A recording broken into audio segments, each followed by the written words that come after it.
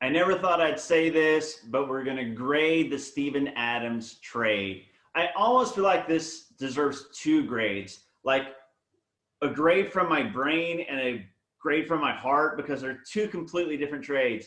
Uh, from the first one, from my brain, I give it an A plus. Honestly, Steven, as much as you love him, he was an expiring $27.5 million contract.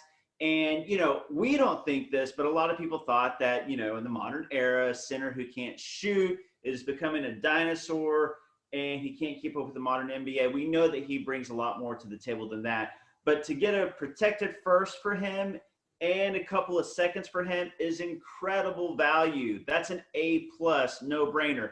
From my heart, F. This is Steven Adams. Yeah, I'm with you 100%. I act like I mentally prepared myself for Steven Adams getting traded. Like I was like, it's gonna happen. Everyone is kind of going. Anyone that we can get a return for needs to go. That's just part of the rebuild.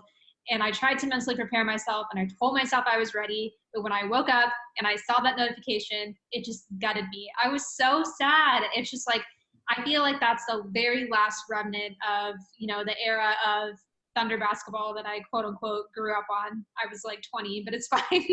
um, but he's just like such an important part of the Thunder in our franchise and our identity. It's very sad.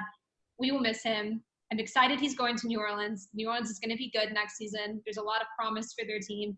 They've got a good system there. He's in New Orleans, where I think literally they have the best food in America. So he will be perfectly fine in New Orleans. And I wish him all the best. But exactly like you said, I think we talked on this show multiple times about how we weren't sure if we would be able to trade Steven Adams because of the size of his contract and his somewhat limited skill set in today's NBA.